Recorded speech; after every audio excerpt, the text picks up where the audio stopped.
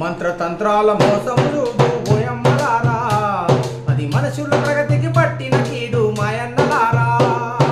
మంత్రతంత్రాల మోసములు ఓయమ్మలారా, అది మనుషుల ప్రగతికి పట్టిన కీడు మాయన్నలారా, అది మనుషుల ప్రగతికి పట్టిన కీడు మాయన్నలారా.